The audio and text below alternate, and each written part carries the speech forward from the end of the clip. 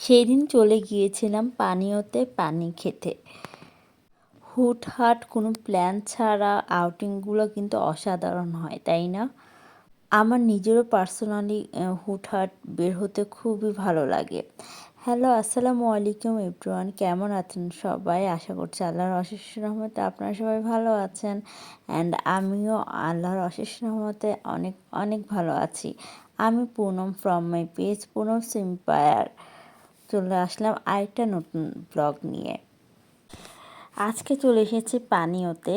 আর পানিওতে শুধু পানি পাওয়া যায় না, পানি ছাড়াও আরও অনেক কিছু পাওয়া যায়।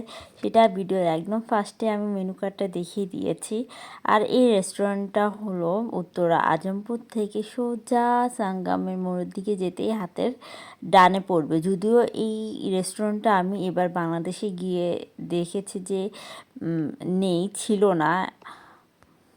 বাট হ্যাঁ, ওদের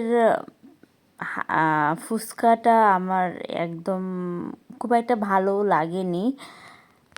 তারপরও বেশ কয়েকবার ওদের ফুচকাটা আমাদের খাওয়া হয়েছে, বিকজ অফ যেই জায়গার ফুচকাটা আমাদের পছন্দ ওই জায়গার যেতে আমাদের একটু টাইম নিয়ে যেতে হয়।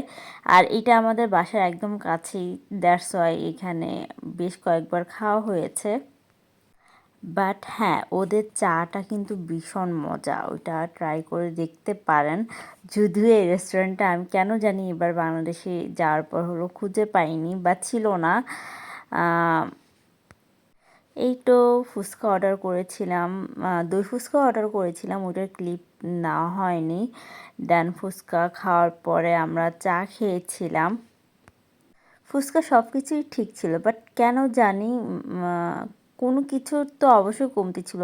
অ্যাকচুয়ালি যত যাই হোক না কেন, আমার সেই রাস্তার ধারের 30 টাকা দামের ছোটো ফুচকাই সবচাইতে বেশি মজা লাগে।